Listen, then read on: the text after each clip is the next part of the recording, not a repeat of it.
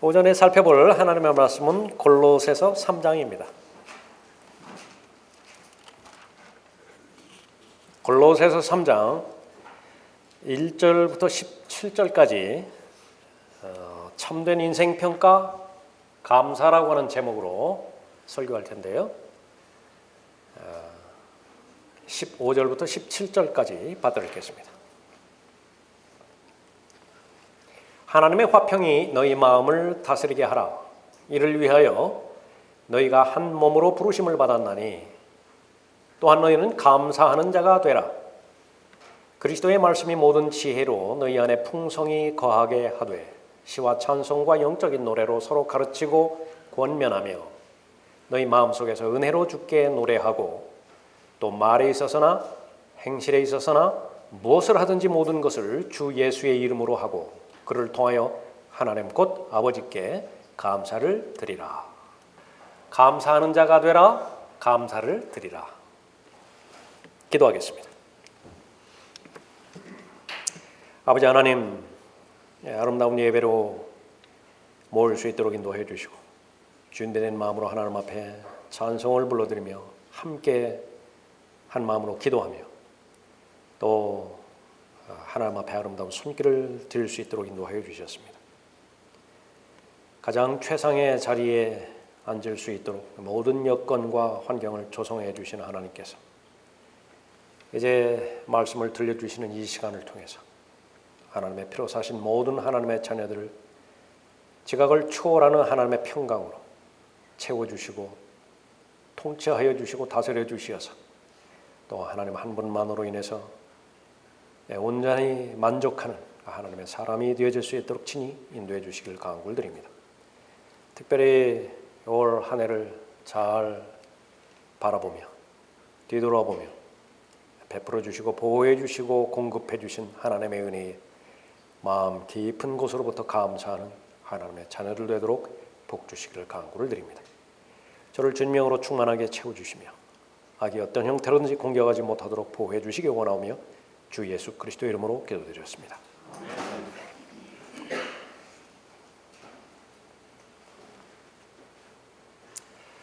예수 그리스도와 아주 친밀하게 동행하고 또 예수 그리스도를 잘 배우는 사람들에게는 하루하루가 귀한 날들이고 또 가치 있는 시간들이지만요, 교회 전체를 바라봤을 때 성경의 예언은 아주 어려운 때라고 디모데후서 3장에서 예언을 하고 있죠. 아주 어려운 때입니다. 어려운 날들을 맞고 있어요. 구체적으로 조목조목 수십 가지에 대해서 지적하고 있는데 그 가운데 하나가 바로 사람들이 감사하지 아니하고라고 하는 것입니다. 너무나 많은 것들을 지극히 당연한 것으로 받아들이고요. 오히려 감사하지 않음으로 인해서 서로가 각을 세우는 것이에요. 서로를 향해서 칼을 세우고 있습니다. 많은 경우에 분노로 가득 차서 하루하루를 지내고 있고요. 처음 보는 사람에게도 그 감정을 그대로 표출하는 그런 그 세대 아니겠습니까? 어제 교사 모임 또 다른 많은 지체들 모여서 모임 나눴는데 가장 맛있었던 음식이 뭐였어요? 호빵이었죠.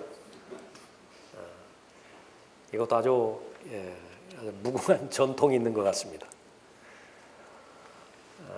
그 전에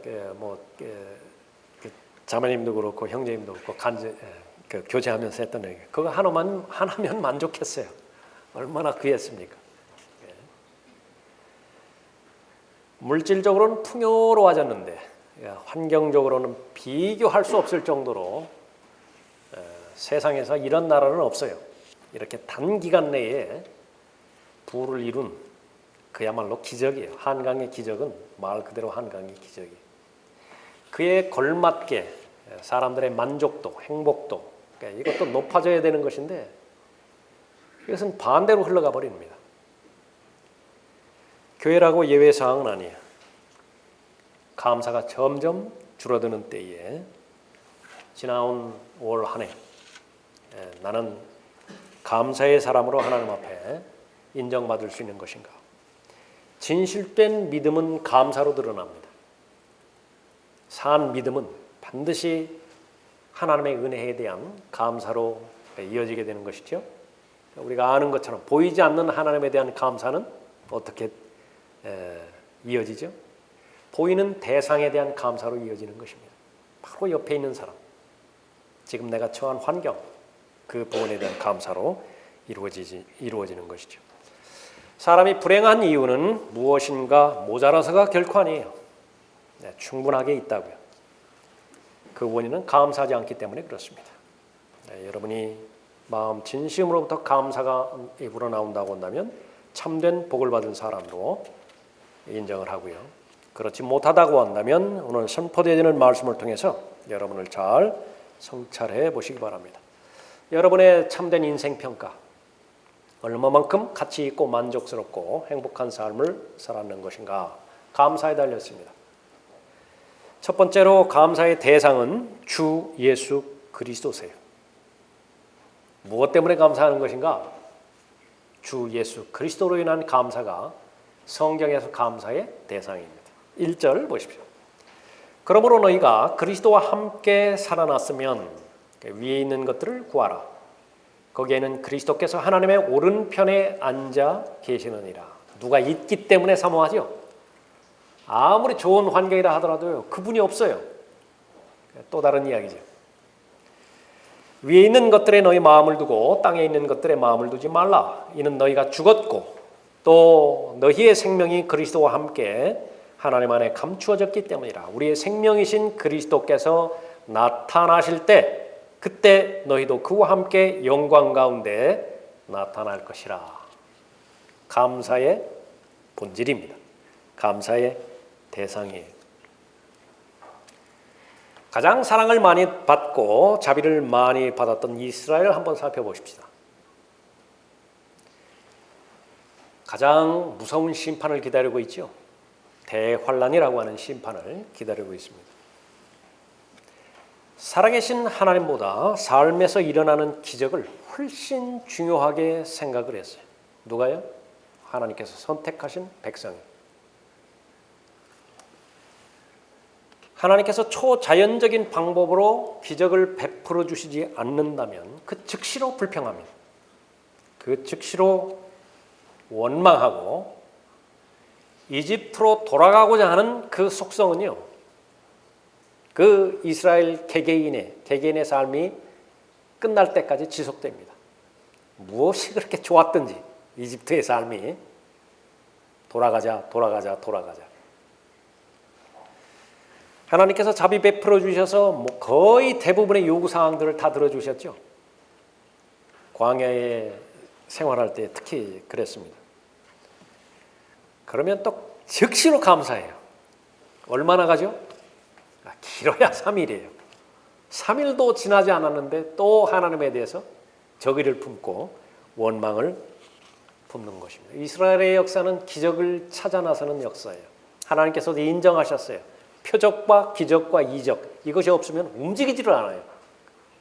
하나님께서도 인정하셨어요. 그러나 그리스도인은 그렇게 하지 말라는 것입니다.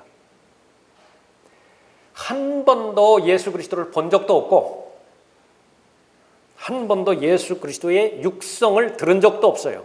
그런데도 믿고 있는 대상들이 하나님의 자녀인 그리스도인들이죠. 얼마나 하나님께서 감격해 하시겠습니까? 얼마나 위대한 사랑으로 사랑하고 계세요. 믿음입니다. 믿음으로 시작했으니만큼 믿음으로 이 지상의 삶을 잘 완성하기를 바라는 것입니다. 골로새서 2장 6절에서 너희가 그리스도 예수를 주로 영접한 것 같이, 믿음의 대상은 주 예수 그리스도시죠. 교회가 아니에요. 신념이 아니라고요. 살아계신 그분입니다. 그러나 많은 경우에 그분으로부터 시작한 믿음 생활이 어느덧 이틀을 믿어버려요. 중성명사 이트지요. 그러니까 종교가 돼버리는 것입니다. 첫사랑을 잃어버리면 그렇게 됩니다. 그러니까 우리의 의무는 살아계신 그분을 만났다고 한다면, 그분과의 관계가 첫사랑으로부터 시작되었다고 한다면 그 사랑을 계속해서 키워나가는 것입니다. 상대방인 예수 그리스도께는 아무런 이상이 없어요. 나만 잘하면 돼요. 나만 예수 그리스도 안에 늘 머물러 있으면 예수 그리스도를 주로 영접한 것 같이 그 이후의 삶이 예수 그리스도 안에 있는 무한한 복들로 가득 채워지고 내게 혜택을 받는 것이죠. 그분 안에서 행하라. 그분 안에 뿌리를 내리고 세움을 받아 가르침을 받은 대로 믿음 안에서 확고히 되어 그 안에서 감사함을 넘치게 하라. 성경에서 말하는 아주 본질적인 감사는 예수 그리스도와 구분될 수 없어요. 분리되어질 수 없습니다. 예수 그리스도를 주로 영접한 것이 바로 감사의 시작이에요. 그분 안에 뿌리를 내려야 되죠. 다른 것에 뿌리를 내리지 마세요. 가장 어리석은 것이 목사 보고 믿는 사람이에요. 목사는 천사도 아니에요. 사람을 신뢰하는 것에 대해서 얼마만큼 준엄한 경고를 성경 전체에서 하고 있습니까? 바로 믿음의 대상은 유일하게 흔들리지 않는 변함이 없으신 예수 그리스도시죠. 그럼 안전해요. 그분 안에 뿌리를 내리고 세움을 받아. 잘 뿌리를 내렸으면 세움 받는 것은 결과죠. 잘할 수밖에 없어요. 변화는 필수라고요. 세움을 받아 가르침을 받은 대로 믿음 안에서 확고히 되어 그 안에서 감사함을 넘치게 하라. 믿음이 성장하면 성장할수록 그분에 대한 사랑은 점점 더 커지고요. 사랑이 점점 더 커지면 커질수록 감사는 더 넘치게 되어 있습니다. 그것이 영적인 선순환이에요. 믿음의 대상은 바로 예수 그리스도이고 예수 그리스도에 대한 산 믿음은 감사로 드러나게 되는 것입니다. 왜 어려운 때에 감사의 대상을 잘못된 곳에 두기 때문에 그런 것입니다. 잘못된 곳에 감사의 대상을 두는 것이에요. 거의 대부분 환경에 두고 있죠. 사람은 육신적인 존재이기 때문에 육을 입고 있기 때문에 먹을 것과 입을 것 모든 필요가 채워지지 않으면 극히 불안해져요. 마음도 불안해집니다. 삶이 불안정해져요. 하나님께서는 누구보다도 잘 알고 계세요. 그것이 채워져야 된다고. 부족하면 하나님 앞에 믿음으로 간구하죠. 하나님께서 기도에 응답해 주시죠. 마땅히 감사하는 것은 너무나 당연한 것이에요. 그런데 그것이 그리스도의 삶의 시작인데 시간이 많이 지났는데도 여전히 채워지는 것에 의해서만 하나님 앞에 감사를 드린다라고 하면은요, 여전히 어린아이 믿음의 수준에서 벗어나지 못하는 것입니다. 그러니까 예수 그리스도를 더 잘 알아가야 되는 것이에요. 문제가 해결될 때 왜 감사하지 않겠어요? 문제가 해결되는데 왜 기쁨이 없겠습니까? 그러나 거기에만 매달린다고 한다면 마태복음 6장에 의하면 그것은 이교도 신앙이에요. 이교도들도 다 감사해요. 그럼 자기들의 신들에게. 우리 믿음의 대상은 바로 주 예수 그리스도이십니다. 지각을 초월하는 평강에 대해서 하나님께서 강조하시죠. 우리 믿음 역시 마찬가지예요. 오늘 찬송 불러드렸지만은 가장 좋은 최상의 사건에서 하나님 앞에 영광 돌리는 찬송을 불러드리는 것, 그건 마땅한 성도의 의무이자 특권이에요. 그러나 그 찬송은요, 바울과 실라 같은 경우에 보면 감옥에서도 동일한 감사하는 마음으로 하나님께 찬송을 불러드렸죠. 그 능력입니다. 감사하는 사람에게 주어지는 특권이에요. 예수님의 생애는 감사드리는 삶이었습니다. 무엇을 만나시든지 하나님 앞에 영광 돌렸어요. 6.25 때 그 사람들이 먹는 그 식사 얼마나 보잘것없어요? 없겠어요? 그것을 체험하기 위해서 무슨 건물에다 그것도 전시하기도 하죠. 쌀을 거의 찾아보지 못할 그런 그 부분이었죠. 예수님 당시에 먹을 것은 얼마나 또 오죽했겠습니까? 그러나 성경에 기록될 때마다 그때마다 하나님 앞에 감사를 드리세요. 우리 수준으로 볼 때는 그 식사라고 할 것 같지도 못한 그 부분을 가지고 하나님 앞에 감사를 드리는 것이죠. 그런 감사를 계속 반복하면서 하나님께 순종을 배워갔다. 그렇게 말씀하십니다. 하나님의 아들의 신분이면서 모든 것을 다 버리고 지상으로 자원하는 마음으로 내려오셨죠. 죽기까지, 그것도 십자가의 저주의 죽음에까지 순종하셨는데 그 삶의 가장 중심은 감사였습니다. 아버지 하나님 앞에 감사드리는 것이었었죠. 위기에서 막 벗어났을 때에 긴급한 상황에서 구조받았을 때에 그것은 하나님 앞에 감사드려야 되는 마땅한 도리예요. 그것을 시작으로 해서 지금까지 살아오는 동안에 일어나는 모든 일들에 대해서 하나님 앞에 마땅히 감사를 드려야 되는 것입니다. 믿음의 대상이 예수 그리스도이듯이 감사의 대상도 예수 그리스도이시죠. 제일 하나님께서 예수 그리스도를 통해서 우리에게 베풀어 주신 특권은요, 자유를 주셨다는 것입니다. 인생 가운데서 자유만큼 소중한 자산이 없어요. 그것은 돈도 아니고요, 건강도 아니고 만져지는 것도 아니지만 자유 없으면 못 살아요. 못 산다고요. 그 자유를 억압하는 것 가운데 최악은 모든 것을 다 아시는 하나님의 관점에서 볼 때 죄가 억압하는 속박이라고 규정 지으셨어요. 그러니까 가장 복받은 사람은요, 자신의 죄 문제가 해결된 사람입니다. 그 사실을 알고 있는 사람이에요. 하나님께 감사드리는 것은 로마서 6장 17절 말씀인데 그 이후에 감사의 대상이 뭐죠? 하나님께 감사드리는 것은 너희가 죄의 종이었으나 너희에게 전하여 준 교리의 본을 마음으로부터 순종하여 죄에서 해방되어 의의 종이 되었습니다. 내가 하고 싶은 것을 마음껏 할 수 있고 내가 하고 싶지 않은 것을 하지 않아도 되는 인생, 그런 인생을 실현시키고자 애쓰고 노력하고 돈 버는 거 아니겠어요? 내가 하고 싶은 거 그거 마음껏 하고 하고 싶지 않은 거 안 한다고. 그게 참된 자유예요.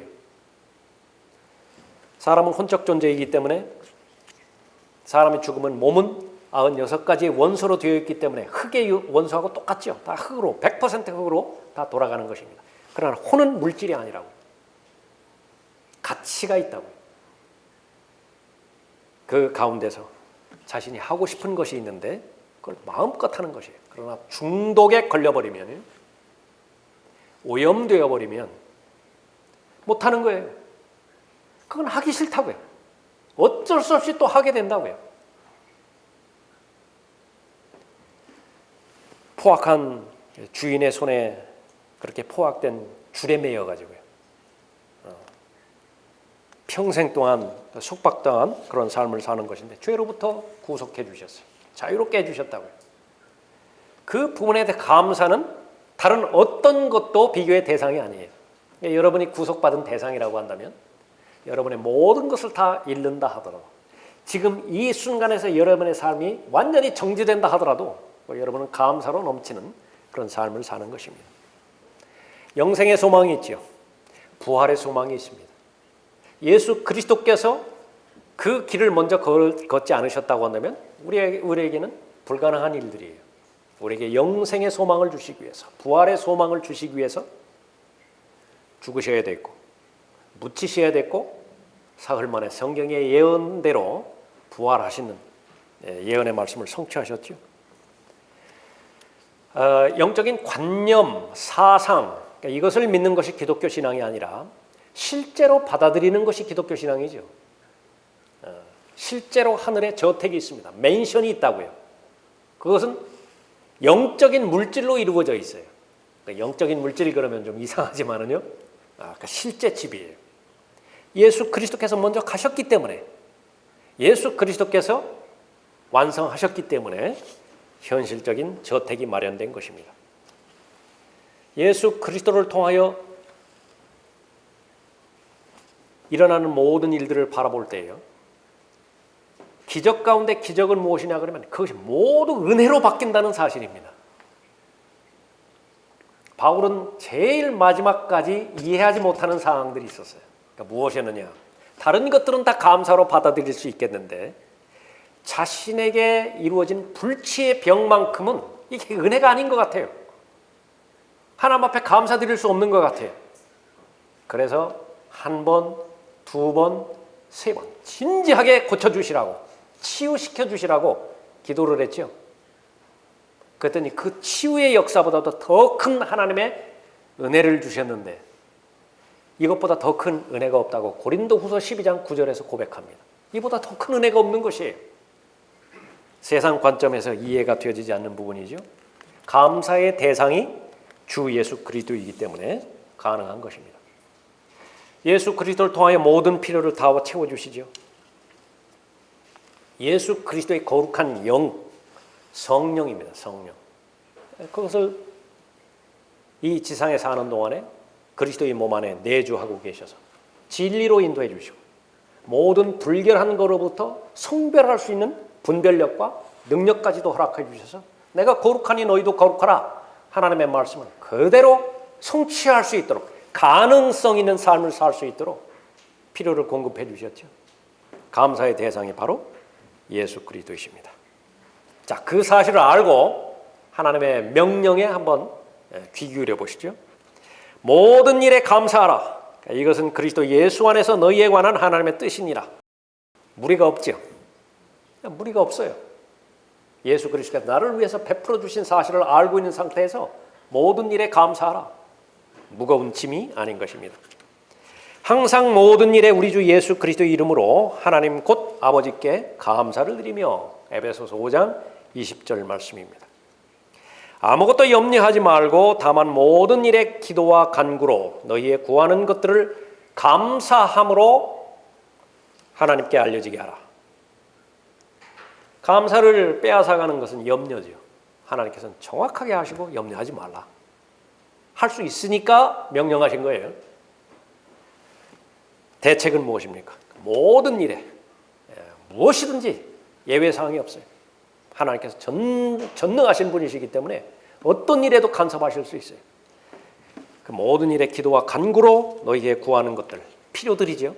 그것을 감사함으로 하나님께 알려지게 하라. 우리가 해야 될 일은 보고만 하면 돼요. 보고. 직장생활 잘하는 비결 말씀드렸죠. 보고 잘하면 돼요. 보고 잘하면. 그 사람은 틀림없이 승진 잘할 거라고요. 그 사람은 틀림없이 팀워크 그거 잘 해나갈 것이라고요.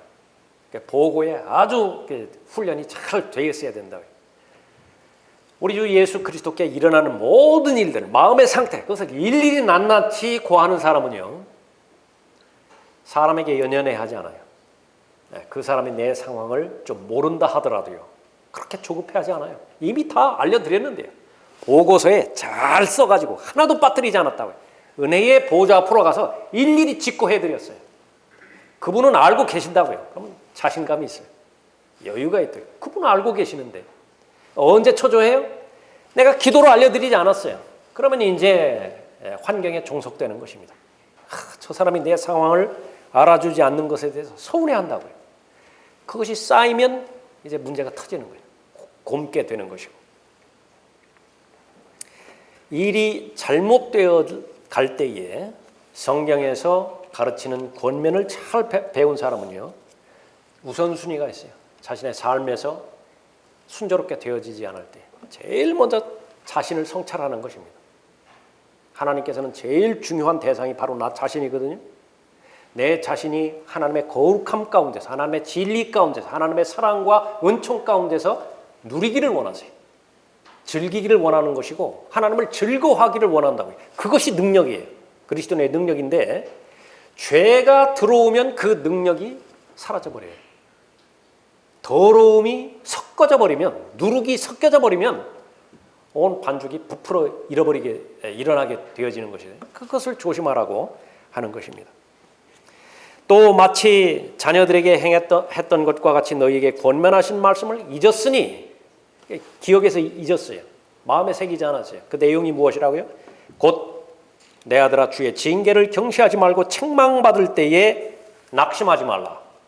두 가지 절대적으로 조심하라.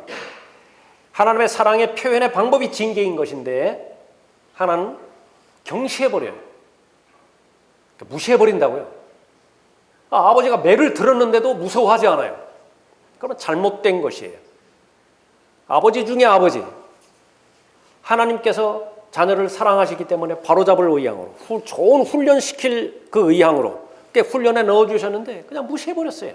절대로 그렇게 하지 말라는 것입니다. 또 하나는 낙심하지 말라는 것이죠.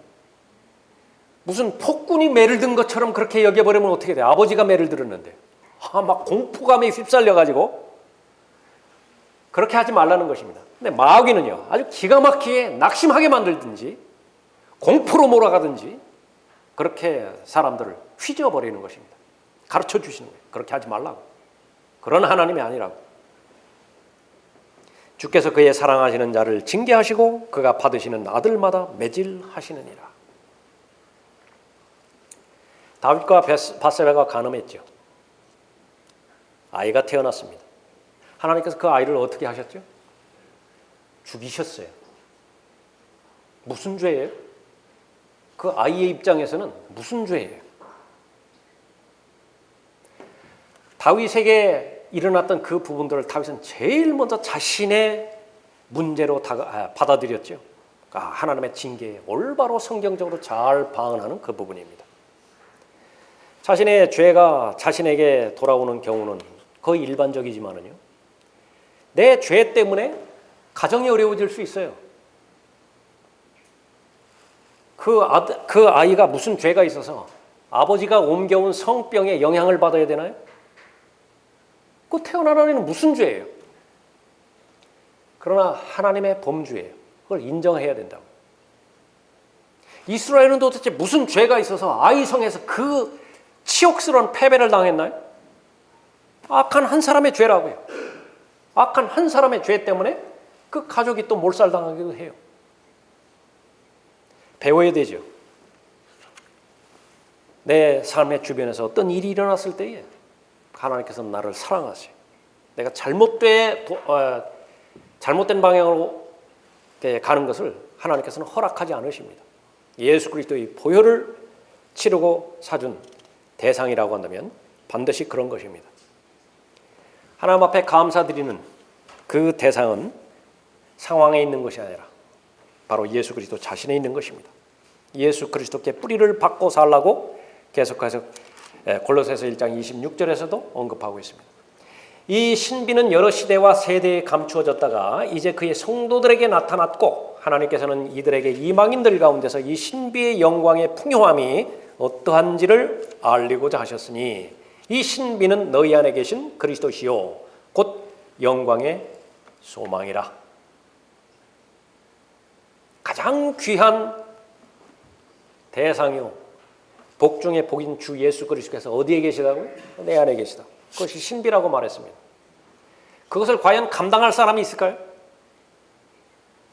어떤 유명 코리아 팝인가? 뭐라고 그래요? K-팝 한번 만나기 위해서 그 앞에서 사진 한번 찍기 위해서 그 요란을 떨고 있는 것인데 그렇게 사진을 여러 장 찍어야 뭐해요? 그 사람이 나를 모르는데. 저하고 락만 목사님하고 같이 찍은 사진이 있습니다. 오래전에 방문했을 때에 그 목자들하고 하나씩 다 사진을 찍어줬어요. 제 서랍 깊은 곳에 놓여져 있어요. 그거 의미가 없어요. 그 사진은. 락만 목사님이 저를 모르는데. 만왕의 왕이시고 만주해 주신 예수 그리스도는 여러분 자신보다 여러분을 더 잘 아세요. 그분께서 여러분 안에 내주하고 계시고 어디를 가든지 여러분과 동행하고 계시는 것이에요. 감사합니다. 감사의 대상인 것입니다. 참된 인생 평가. 나는 마음으로부터 감사를 표명하는 사람인가? 여러분은 참된 만족스러운 삶을 사는 것이에요. 행복한 사람이라고요. 그러나 어느 정도 소유했다 생각할는지 모르지만 어느 정도 사회적으로 누린다 생각할지 모르지만 하나님의 말씀에 비추어 보아서 내 감사의 삶이 만족스럽지 않다. 다시 본문 말씀에 여러분의 마음을 조율해야 되는 것입니다. 두 번째, 감사는 배우고 훈련해야 되는 덕목입니다. 5절 보십시오. 그러므로 땅 위에 있는 너희의 지체를 죽이라. 옵션이 아니죠. 반드시 해야 돼요. 이것은 반복이고 훈련이고 자기 부인이에요. 그래야 감사가 열매를 맺습니다.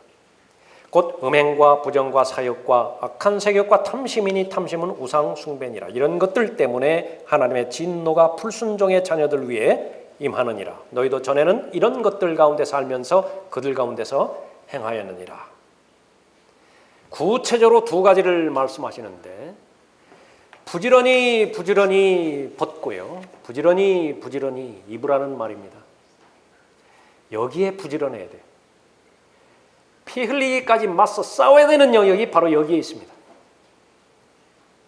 진정으로 감사를 드리느냐 감사를 드리지 못하느냐, 여기에 달려있다는 사실입니다. 동아일보사에서 출판한 당신의 발에 입맞추고라고 하는 책이 있습니다. 세계적인 발레리나 강수진에 관한 그런 내용이에요.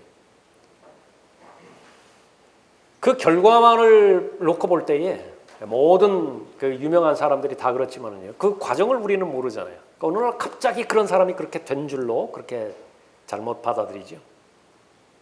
이 강수진이라는 사람은 1986년도에 독일 슈투트가르트 발레단에 제일 뒤에 군무 있죠. 여러 명이서 춤추는 그 뒤에 그 댄서로 출발을 했습니다. 1년 동안 열심히 연습해서 솔로리스트가 됐고요. 솔리스트가 됐어요. 그러니까 6년 만에 주역 무용수가 됐습니다.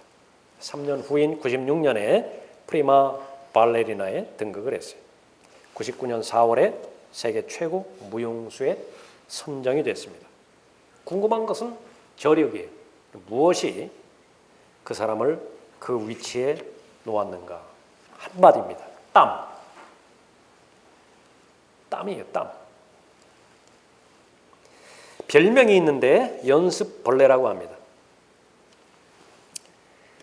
평균적으로 하루에 15시간에서 19시간을 연습을 하는 것인데, 다른 사람들이 3주 동안 신을 수 있는 신발, 토슈즈라고 하죠. 그러니까 하루에 없어져 버려요. 그 정도로 연습벌레예요. 그녀가 신었던 그 토슈즈의 수는 수천 개에 이른다고 합니다. 그 사람의 말이에요. 발레는 아픔을 따로 떼어놓고 생각할 수 없는 예술입니다. 나 역시 20년 가까이 발레를 해왔지만 지금도 아침에 눈을 뜨면 가장 먼저 느끼는 게 육체적인 고통입니다. 실제로 그 사진을 보면 무슨 그 여인의 팔이라고 볼 수 없는 그런 계열입니다. 노력이고 땀이고, 이것도 세상의 원리예요. 세상 사람들을 원리입니다. 영적인 원리 변하지 않습니다. 하나님의 자녀로 태어나는 것은 어떠한 수고나 어떠한 노력도 요구하지 않아요. 그것은 사람의 노력으로 이루어질 수 있는 것이 아니기 때문에 그렇습니다. 세 가지 사실을 내가 마음으로 믿으면 구원받지요. 내가 하나님 앞에 죄인임을 인정하는 것이에요. 죄에 대한 하나님의 경고를 내가 가볍게 여기지 않습니다. 죄 문제 해결하기 전에 죽을 경우 하나님의 심판을 받아서 꺼지지 않는 지옥불에 던져지는 것이 구원받지 못한 모든 죄인의 혼의 운명이에요. 두려움을 가지고 하나님의 말씀을 받아들인 사람에겐 해결책을 하나님께 주시죠. 예수 그리스도께서 해결책이에요. 나는 길이요 진리요 생명이라. 유일하게 사람의 죄 문제가 피가 흘려진 죽음을 통해서만 해결할 수 있는 것인데, 예수 그리스도만이 자격이 있는 분이십니다. 이는 내 사랑하는 아들이요 그 안에서 내가 매우 기뻐하노라. 그러니까 나를 대신해서 갈보리 십자가에서 달려 돌아가셨지요. 그 시점이 AD 33년경이었다고요. 그 결과가 어떻게 되느냐? 모든 사람의 죄 문제가 다 해결됐어요. 어떤 사람들이 말하는 것처럼 영접할 그 당시까지의 과거 현재의 죄는 해결됐지만 미래의 죄는 남아있다. 그건 비성경적이에요. 어차피 예수 그리스도의 십자가에 달린 시점으로 봤을 때에 여러분의 모든 죄는 다 미래예요. 그렇죠? 여러분은 태어나지도 않았다고요. 그 상태에서 여러분의 모든 죄는 다 용서되고 다 제거된 것입니다. 그 사실을 마음으로 믿고 감사로 예수 그리스도를 시인했다고 한다면 한 사람도 예외 없이 모두가 다 구원받는 것이에요. 그러나 구원받은 이후부터는요, 힘이 있어요. 어떤 힘이 있습니까? 그리스도 안에 있는 새로운 피조물이 선한 일을 행할 수 있는 힘이 있다고요. 능력이 있다고요. 그것으로 살아가라는 것입니다. 애쓰는 것이에요. 자기를 부인하고 날마다 자기 십자가를 지고 믿음의 창시자의 완성자신 예수 그리스도를 따라가는 삶이에요. 그러면 감사가 넘치는 것이고 첫사랑이 점점 더 커지는 것이고 하나님 앞에 드려지는 순종은 처음에는 부담감으로 가져왔는데 나중에는 그것이 특권이죠. 특권이라고. 그분을 위해서 살 수 있는 기회가 나한테 주어진 것은 특권인 것입니다. 참된 인생평가, 감사입니다. 부지런히 옛사람을 벗어버리고요. 부지런히 새 사람을 입는 것. 들림마다 올라갈 그때까지 여러분이 얼마만큼 땀을 흘리는 것이냐. 여러분이 얼마만큼 의식을 주체적으로 가지고 있고 그 부분에 여러분 자신을 맡기는 것이냐. 자신의 몸을 쳐서 복종시키느냐에 따라서 지속적으로 감사의 삶을 살 수 있느냐 그렇지 못하느냐가 결정되는 것입니다. 감사를 잘 배운 결과 믿음이 형성됩니다. 감사를 잘 배우면 믿음이 형성돼요. 10명의 문둥병자가 다 고침을 받았죠. 감사의 삶을 사신 예수 그리스도께서 요구하는 대상도 감사예요. 9명 어디 갔느냐? 다 고침받은 거 아니야? 9명은 어디 갔느냐? 예수 그리스도의 보혈로 구원받았다고 한다면, 구속사역이 나에게 이루어졌다고 한다면 그 사람에게는 감사가 그쳐서는 안 되는 것입니다. 감사하면 믿음이 형성되어지죠. 그 믿음은 더욱더 하나님을 사랑하게 하는 것입니다. 결국 원천은 하나님의 은혜로부터 시작되겠죠. 하나님께서 은혜 베풀어 주셔서 우리가 받은 선물 가운데서 위로부터 받지 않은 선물이 어디 있어요? 가장 좋은 것들을 포함해서 그것은 하늘의 아버지로부터 그렇게 받은 것 아니겠어요? 그것을 인정할 때에 하나님 앞에 감사드리는 것이고 그것은 하나님에 대한 사랑이 더 커져가는 특권을 누리는 것입니다. 그 사람이 바로 참된 경배자예요. 찾으시는 분이십니다. 참된 경배자 찾으시죠? 감사하는 자를 찾는다. 그 말하고도 똑같은 것입니다. 참된 인생의 평가 감사입니다. 마지막 세 번째로 감사는 드릴 때에 열매를 맺습니다. 내가 간직하는 것이 아니라 주는 거예요. 하나님 앞에 드리고 사람들에게도 드리고 감사를 드릴 때 열매를 맺습니다. 15절을 보십시오. 하나님의 화평이 너희 마음을 다스리게 하라. 이를 위하여 너희가 한 몸으로 부르심을 받았으니 또한 너희는 감사하는 자가 되라. 다른 말로 주는 자가 되라. 그리스도의 말씀이 모든 지혜로 너희 안에 풍성히 거하게 하되 시와 찬송과 영적인 노래로 서로 가르치고 권면하며 너희 마음속에서 은혜로 주께 노래하고 또 말에 있어서나 행실에 있어서나 무엇을 하든지 모든 것을 주 예수의 이름으로 하고 그를 통하여 하나님 곧 아버지께 감사를 드리라. 어려운 말 없지요? 하나님께서 제일 원하는 것은요, 즐거운 삶을 살았으면 좋은 거예요. 7살, 8살 먹은 그 아이가 왜 그렇게 심각한 얼굴을 하고 다녀요? 부모의 근심거리라고. 밝게 웃고 막 까르륵거리고 막 뛰어다니고 그렇게 해야 되는데 뭐 그렇게 걱정이 많아요. 수심이 가득 차요. 하나님께서 베풀어 주신 은혜를 하나님의 은혜답게 그렇게 받았다라고 한다면 하나님의 감사를 표명하는 것입니다. 또 하나는 무엇이라고 말씀하세요? 말에 있어서나 행실에 있어서나 무엇을 하든지 모든 것을 주 예수의 이름으로 하라. 그렇게 언급하고 있죠. 내가 생각을 합니다. 정상적인 생각이에요? 비정상적인 생각이에요? 어렵지 않아요. 예수 그리스도를 모시는 것입니다. 예수 그리스도와 함께 그 생각을 하는 거예요. 그건 일이 초면 끝나요. 거듭났다고 한다면. 내가 말을 하지요. 말에는 능력이 있습니다. 사람을 살리기도 하고 사람을 죽이기도 하는 것이. 그 말을 하는 가르침의 대상은 철저하게 주 예수 그리스도세요. 과연 예수 그리스도는 어떻게 말씀을 하셨는가? 예수 그리스도께서 하신 말씀 가운데서 공개적으로 하시지 않은 말씀은 아무것도 없어요. 누차 말씀드리는 분이지만 여러분의 삶에 문제가 연결되었을 때 여러분이 말을 할 때는 제일 먼저 사실 확인이라고 말했죠. 아무리 친한 사람이라 하더라도 한 건너서 들어온 말은요, 그것은 사실이 아닐 가능성이 매우 높아요. 사람은 감정이 거기에 실리기 때문에 자신 나름대로의 코드가 있다고요. 그러니까 듣고 싶은 것만 들어요. 반드시 당사자와 대면해서 그 사실을 확인해야 됩니다. 그것이 시작이라고 한다면, 두 번째로는 내가 하는 말에 대한 영향력을 반드시 생각하고 있어야 돼요. 내가 이 말을 함으로 인해서 말에 있어서나 행실에 있어서나 반드시 예수 그리스도와 동행하라고 그랬죠. 이 말을 들을 때에 가정에 분란이 일어나지는 않겠는가? 그럼 가장이라면 보호를 해야죠. 자식을 보호를 해야 될 거 아니에요. 아내를 보호해야 될 거 아니에요. 그럼 쓸데없는 사실, 그것이 사실이라 하더라도 무엇 때문에 그것을 일부러 말할 필요가 있어요. 교회 역시 마찬가지예요. 목자뿐만이 아닙니다. 성도 한 사람 한 사람이 그 말을 할 때 덕을 끼치는 말인가? 그 다음에 내가 말해야 될 때가 있어요. 내가 더 이상 침묵해서는 안 될 때가 있습니다. 그때에 내 자신이 말을 할 것인가?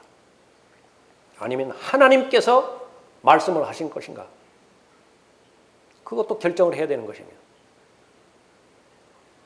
모든 부분에 있어서, 생각에 있어서나 말에 있어서나 행동에 있어서나 예수 그리스도를 인식했다고 한다면 그 예수 그리스도께서 동의하실 것이다. 그것만 하면 아무 탈 없어요. 삶에 문제가 생기죠. 얼마나 억울한 일들이 많이 있을 수 있습니까? 그때마다 성경의 권면은 인생 가운데서 가장 모순된 일을 겪으신 주 예수 그리스도를 생각하라는 것이에요. 예수 그리스도보다 모순된 삶을 산 사람이 없어요. 욥이 아무리 억울한 고난을 당했다 하더라도 예수 그리스도와 견줄 수 없습니다. 그럼에도 불구하고 욥의 인내를 배우라고 권면하죠. 너희가 마음이 지쳐 낙심치 않기 위하여 자기에게 저질러진 죄인들의 그와 같은 모순된 행동들을 견뎌내신 그를 깊이 생각하라. 느껴지는 대로 말하지 말고 깊이 생각하라. 감사는 드릴 때 열매를 맺는 것이지요. 감사는 배워야 되는 덕목이에요. 훈련해야 되는 덕목이에요. 저절로 생기지 않아요. 이것은 반드시 예수 그리스도를 잘 배워야 되는 것입니다. 끊임없이 연습해야 돼요. 안 되는 부분이 있죠. 기준을 피 흘리기까지 맞서 싸우리라. 그 결심을 하고 하나님 앞에 겸손한 마음으로 가서 배워야 되는 것입니다. 그리스도인은 시작부터 마지막까지 모든 과정이 성경적이어야 돼요. 모든 과정이. 그러니까 예수 그리스도는 바로 그러셨습니다. 마찬가지로 내가 억울한 일을 당하고 불공정한 일이 나한테 닥쳤다고 한다면요, 제일 먼저 나 자신을 바라보는 것이 성경에서 말하는 첫 번째 순서이죠. 나한테 무슨 부족한 부분이 없는 것인가? 내가 의도적으로 하나님 앞에 불순종한 부분이 없는 것인가? 그 전에 몇 번에 걸쳐서 하나님께서 권면해 주시고 바로 잡아주시리가 했지만은 내가 알아차리지 못했는가? 혹은 알아들었어도 의지적으로 그걸 꺾어버리나 안 하는가? 그러니까 거기서부터 출발하는 것이고, 그걸 잘 바로잡았죠. 그 다음에는 하나님의 타이밍을 기다리는 것입니다. 하나님 앞에 깊이 말씀 안에서 묵상하고 예수 그리스도를 바라보고, 믿음의 창시자의 완성자이시잖아요. 삶을 알지 못하는 영역이 없다고요. 그분께서 내 상황과 처지를 다 잘 알고 계신다고요. 그렇다고 한다면 내가 맡기지 못할 이유가 없습니다. 내가 기다리지 못할 이유가 없어요. 그분께 기다린다고 한다면 공의로우신 하나님께서는요, 나를 실망시키지 않습니다. 내가 하나님의 때를 기다리기만 한다고 한다면 배우는 것입니다. 감사하는 사람이에요. 하나님 앞에 감사하는 사람이죠. 그 사람의 특징은 다른 사람에게도 감사를 표명하는 것입니다. 내가 너희를 기억할 때마다 나의 하나님께 감사하노니. 네, 이제 성숙한 성도는 자신에게 베풀어 주신 하나님의 은혜, 그 도구로 쓰임받은 하나님의 자녀들에 대해서 감사하죠. 자녀들은 부모님께 감사하고 있습니까? 마땅히 감사해야 돼요. 그 당연한 것으로 여겨서는 안 됩니다. 그러나 이 시대에는요, 그 감사를 점점 더 잊어가고 있어요. 마지막 하나의 어려울 때 그 가운데 하나가 부모에게 불순종하는 것입니다. 부모에게 순종하는 말은 똑같은 말이 경건함이에요. 경건한 사람은 부모에게 순종하는 사람입니다. 경건에 대해서 모양은 그렇게 막 내려고 하는데 부모에 대해서 올바른 동기를 가지고 있지 않다. 부모에 대해서 올바른 행위를 그렇게 행하고 있지 않다. 멈추라고요. 멈추라고요. 부질없는 짓이에요. 첫 단추가 잘못 끼워져 있는 것인데 두 번째, 세 번째는 의미가 없어요. 더 나아가기 전에 잘 바로잡으라고. 가장 가까이 있는 사람, 그 사람에게 친절하고 다정다감하게 하고요. 주는 거예요. 무엇을 주죠? 용서를 주세요. 관용을 주세요. 용납을 주세요. 감사를 표하고 하나님으로부터 받은 은혜에 대해서 잘 반응한 사람입니다. 하나님에 대해서 존경심을 갖는 사람이죠. 경외하는 사람입니다. 하나님을 두려워하는 사람이죠. 그대로 사람들에게 나타납니다. 하나님과 올바른 관계에 있는 사람이 사람을 무시하는 사람 없어요. 사람을 외모로 평가하는 사람도 없습니다. 또 음탕함과 어리석은 말이나 농담은 하지 아니하리니 오히려 감사를 표하라. 내가 아무리 좋은 의도로 농담을 걸었다 하더라도요, 상대방이 오해할 여지가 있는 것이 사람 관계예요. 그럴 필요 없어요. 제일 좋은 방법은요, 그냥 존중하면 돼요. 사실 나보다 낫거든요. 다른 사람이 나보다 낫다고요. 감사를 표하는 것이에요. 성경의 에베소 5장 4절 말씀입니다. 음탕함과 어리석은 말이나 농담은 합당치 아니하니 오히려 감사를 표하라. 마지막 날들, 감사가 없는 시대라고 하나님께서는 규정 지었습니다. 그것은 세상의 흐름이고요. 여러분은 그러지 말라는 것이죠. 그러나 너는 디모데후서 3장에서 강조하는 말씀입니다. 여러분의 가정에 대해서 감사하십시오. 여러분이 속한 지역교회에 대해서 감사하고요.